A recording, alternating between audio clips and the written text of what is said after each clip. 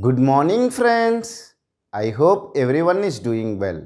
I request everyone to watch my videos in a sequence for better understanding. If you really like my teaching and my efforts, please press the like button, share the videos with your friends, subscribe to my channel, and also press the bell button to get the regular updates. In this video, I want to discuss how the ICMP protocol will be useful for the traceroute command. To make you understand how it will be, first let me discuss what is the purpose of traceroute command. Traceroute command will be useful for us to know the how the IP protocol has forwarded the packet to the destination. Means what is the route it has used to traverse the path. Okay. Now it can be even written as trace RT or trace route. Some operating systems will use the command trace route. Some operating systems supports that as trace RT. If I write www.yahoo.com, then from my source to the Yahoo server, the packet has to go. How the packet has been gone, which route it has used, what are the intermediate routers it has used to traverse my path. Suppose let's take that I have a source, yes, I have a router R1, I have a router R2, I have a router R3, then I have a destination. Am I right? If I am sending the packet to source to destination, it can be alternative paths are there. Which path it is choosing, what routers it is using, what is the router's IP address, all this information it will provide. Now how it will be provided, let me discuss now. How it can be done with the help of ICMP protocol, I will discuss now. Now how it will be done is that the source will first send the echo packets.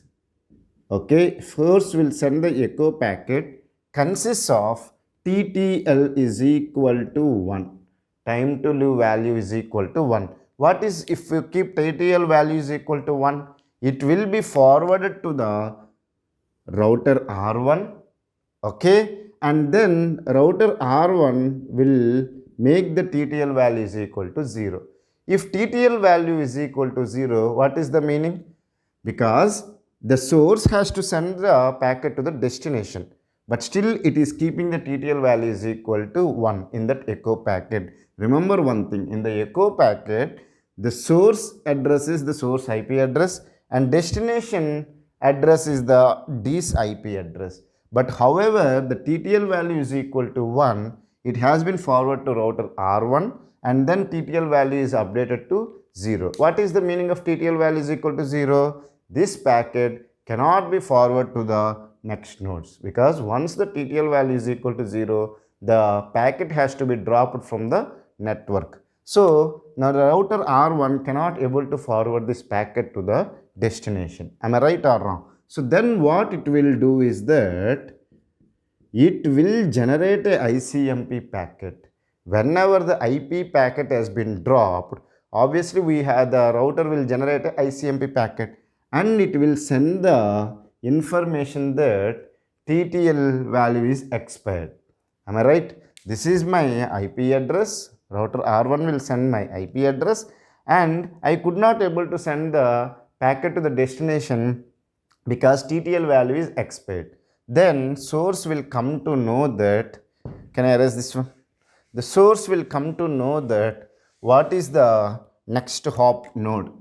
So when it keeps the TTL value is equal to 1, it understood that okay, to the destination first a router R1 is there. Then next time what it will generate? It will again create a echo packet to send to the destination. Now it will keep the TTL value is equal to 2. So source IP address is S IP address, destination IP address is this IP address. And the packet will go to the router R1. TTL value will be updated to 1 and it will be gone to the router R2. TTL value becomes 0. Are you able to understand? When the TTL values becomes 0, router R2 cannot able to send the packet to the destination. Is it clear? So now what the router R2 will do? It will generate a ICMP packet, okay, and keeps the destination address as this one, because it has to inform to the source, because your packet has came, but however I could not able to forward to the destination. So that information it has to send to the source with the help of router R1. Are you able to follow? Then source will come to know that there is a router R2 is there. Okay. Now next time what will happen is that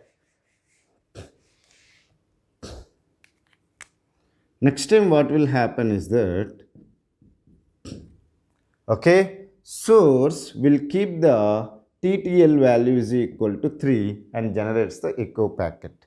Okay, it will go to the router R1, it will be updated to 2, here it will go to router R2, it will become 1, and here it will become 0. Again the packet has been dropped, it could not able to forward to the destination. Again ICMP packet will be generated and it will send to the source. Now it will come to know that R3. Are you able to understand?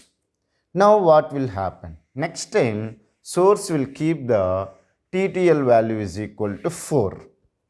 Okay, TTL value is equal to 4 it will keep. If it keeps TTL value is equal to 4, here it will become 3. When it reaches here it will become 2. When it reaches here TTL value will become 1.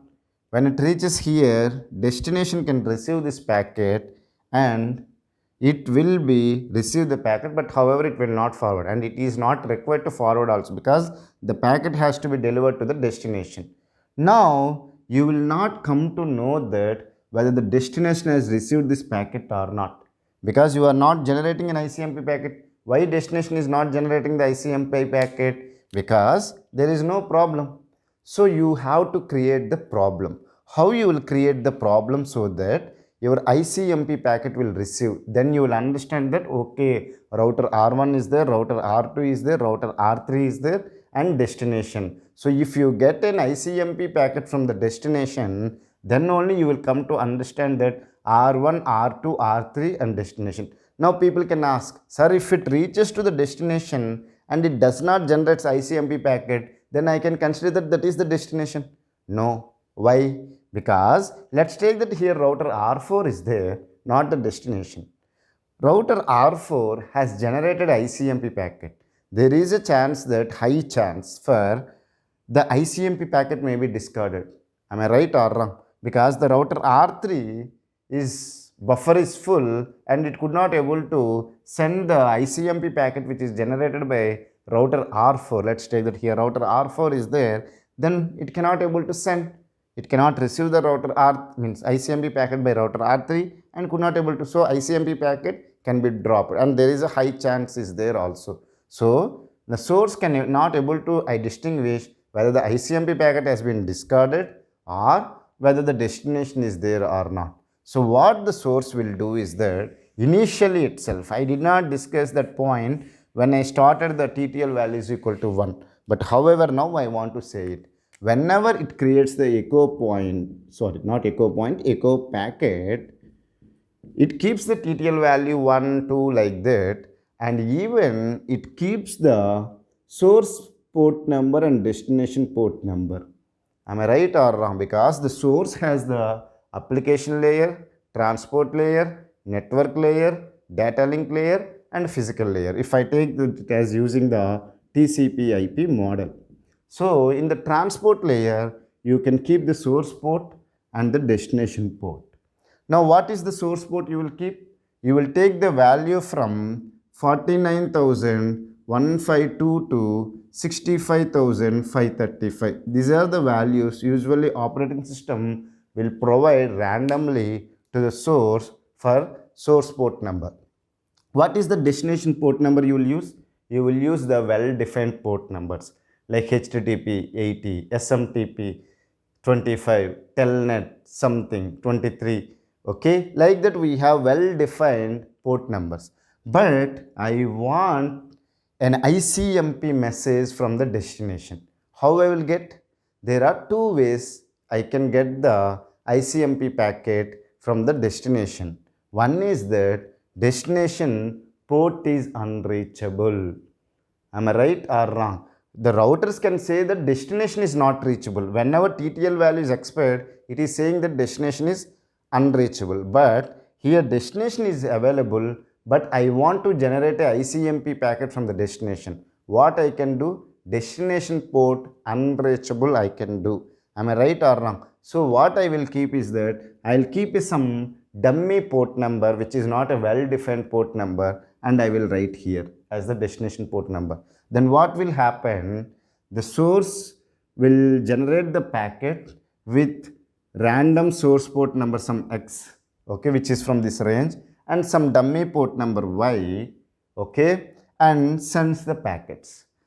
TTL is equal to 1, TTL is equal to 2, like that every time it will send. When it is sending TTL value is equal to 4, the packet will come to the destination and it has to go to the transport layer.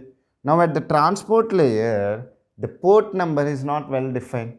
Then destination port unreachable command will be generated, means the error will be generated. That's what I want to say, because whatever the port number you have defined is not available at the destination. It is a wrong port number you have given. Then destination port unreachable error will be generated by the destination and will send using the ICMP packet. Then source will come to know that okay, this is a destination. So source is able to identify what is the path from source to destination. Is it clear? Are you able to understand? Is it clear? If you still have any doubts related to this concept, feel free to ask me in the comment section. I will try to clear your doubts in less than 24 hours. Thank you for watching my video. Have a nice day.